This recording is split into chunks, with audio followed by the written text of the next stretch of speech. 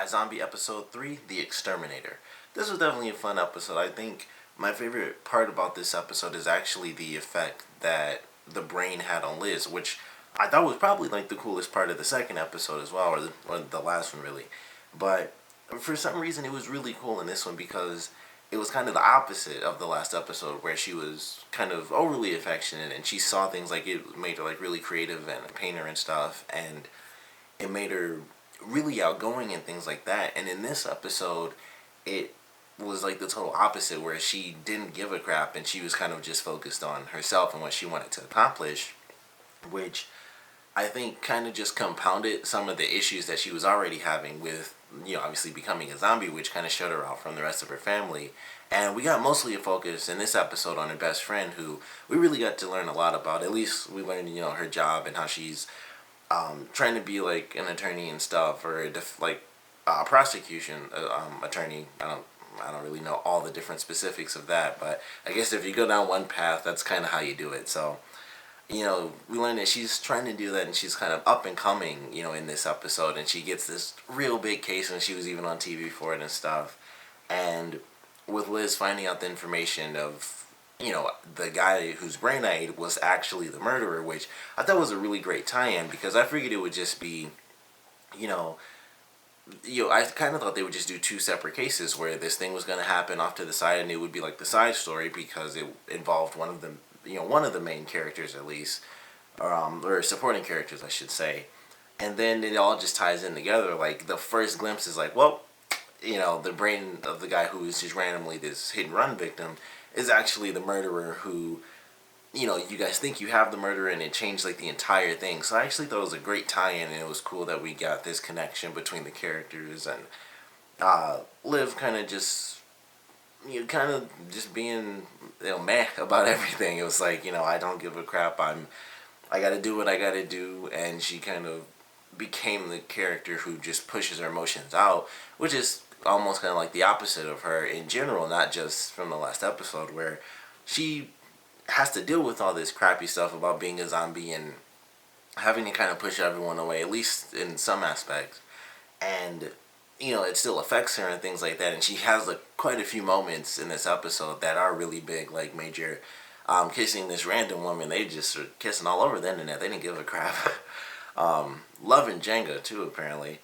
And, it's one of those moments that would be a really big deal, and it was just like nothing. And so she had to kind of deal with that, especially at the end of the episode, where it's like, I don't want to feel these emotions, but she knew, like, I kind of have to deal with this stuff. I have to, be me. Like, even if she didn't decide, it would obviously happen eventually, but she decided, like, I want to be me, and I have to deal with these emotions, because that's kind of how you grow as a person. So I thought it was actually really cool. It was very interesting in some other parts too, where like when she was working with a partner whose name I can't remember, and they're trying to save, I believe the woman's name was Mary. He's trying to figure out some stuff like, maybe there's a cure if you're this far gone. Maybe if you get some brains, you can, come back slightly, and we can kind of help around it. And of course he falls in, and she's just like, oh, look what you did. Like, I don't have to get involved in this because that's just going to be more of an issue for me. But fortunately, she broke through. Like, her brain, her personality broke through, and she drops down and saves him, and kind of went full zombie mode for the longest amount of time we've seen in the series so far. Obviously, it's only episode 3, so it doesn't make that big of a difference. But it was for a while, and it wasn't just like a random person. It was like she killed the zombie, which made perfect sense. But she was in that mode for a little bit, and it might have, it might have lasted a bit longer as well because of the brain that she was having the side effects from, because this guy's a killer. And it was kind of just like her being in zombie mode was kind of her going to the point where he was already at as a normal human. So that may have been, another reason why it lasted so long.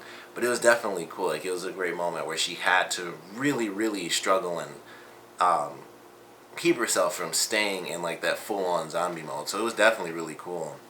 Them showing like an actual zombie in this episode was also very cool, and it just showed like some interesting glimpses of how things can become for this, some of the characters. If they don't eat brains, they will go into like just normal zombies. They won't even be like, how Liv is when she goes into like her crazy zombie mode.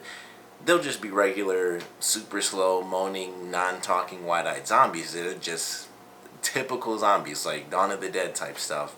Nothing really special. They can't run fast. It's not like 28 Days Later or any of that stuff. It's like wide eyes, no real sense of anything, just drive to eat brains, and that's pretty much it. And you have, not even fast, motor functions in your body. You just shuffle along, and that's pretty much it. So it was cool to get a real zombie glimpse, I guess. I mean, there's a billion different types of zombies, in fiction, but it was cool that they kind of threw that in, and like we have our, quote unquote, normal zombies, I guess, and then we have typical zombies. Like we have our sort of pseudo human type zombies, and then just straight up zombies. And it was a nice glimpse to have that in this episode, and we might get to see it down the line in the series. It might not happen too often because I would have to assume it was really rare. Like in that case, she kind of fell, into this weird pit or whatever. Somehow she ended up in there and it got boarded up. So maybe someone put her there. Maybe she just randomly dropped in and other random stuff happened. I mean, I would have to assume that if she ended up there, that night, then I'm sure there were probably some other people randomly running around. It could have been other zombies just, ran over, hit some boards, random crap. So I definitely like that, but it would be cool to see more zombies like that, in future episodes. And if that happens, it would be like, how are these zombies really being trapped here? Like they're being stuck in these set locations for so long that they turn into full-on zombies that can't be saved. It would be cool to see that play out, like, kind of expose things if someone ends up running across them. So it was a great first introduction for like the typical zombie that you see in like old films and stuff.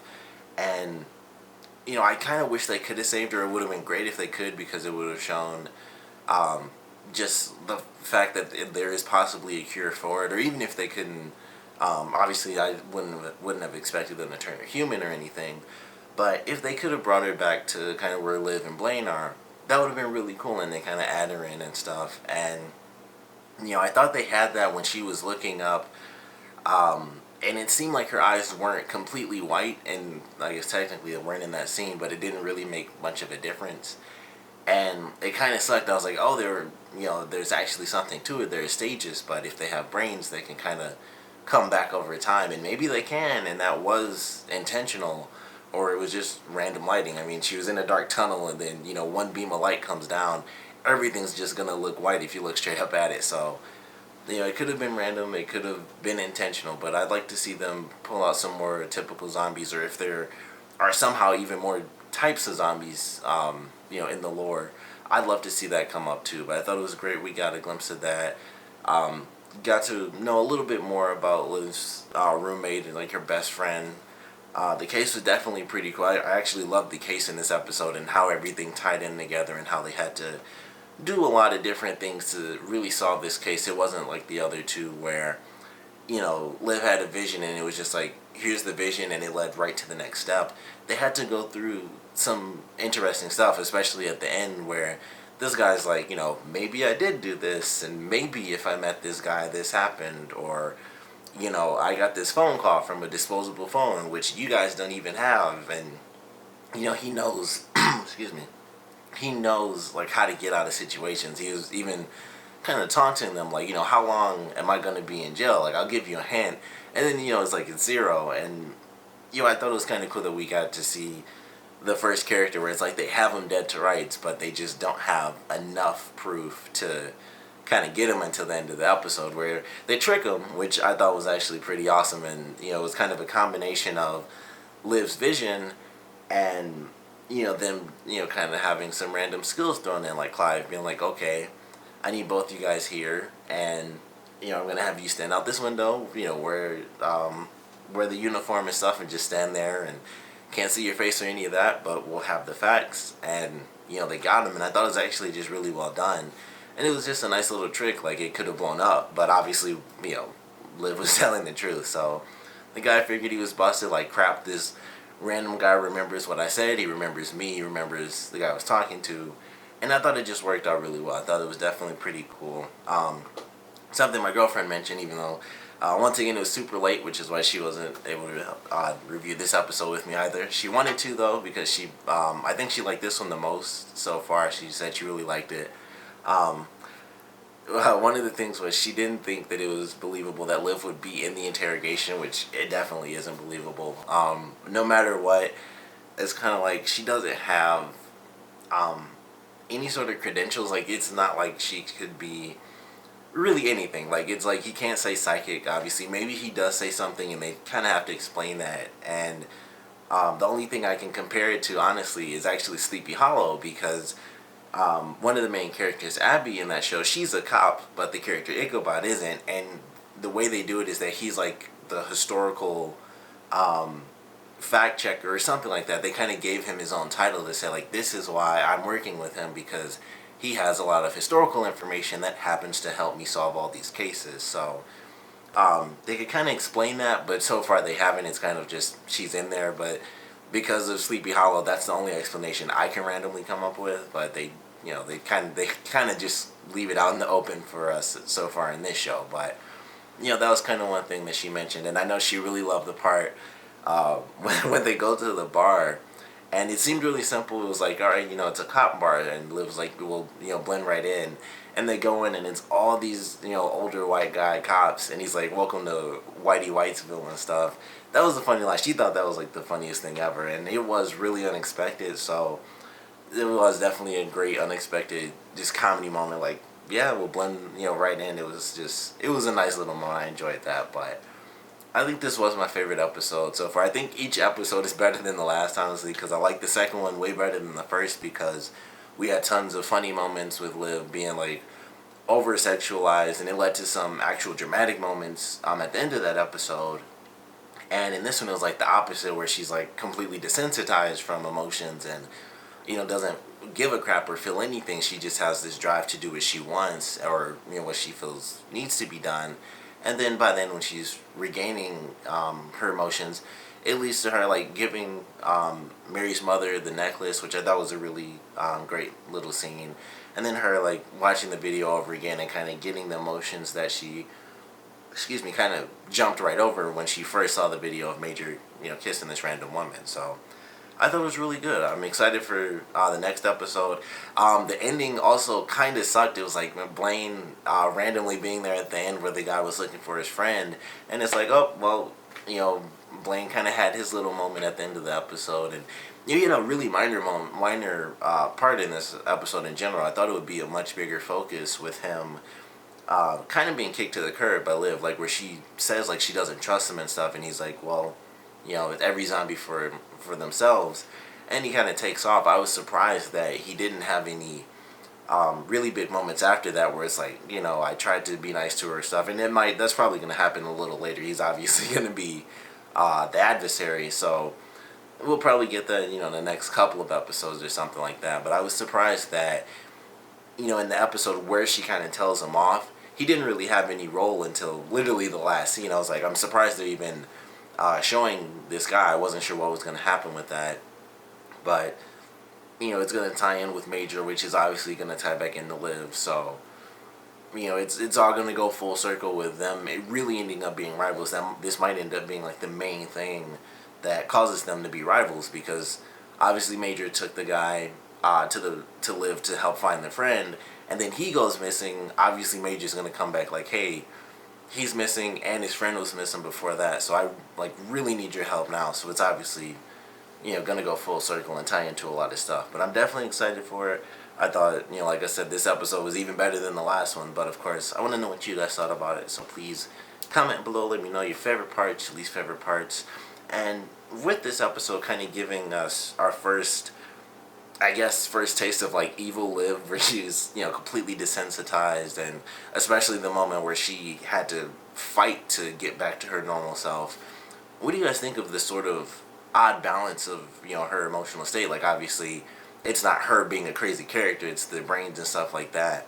But what do you think of the dynamic of that changing her emotions from, especially from the last episode where she was like hypersexualized, and if it wasn't something with someone's looks, it's like, oh, it's art, and she's like really in tune with colors, and she just sees things differently.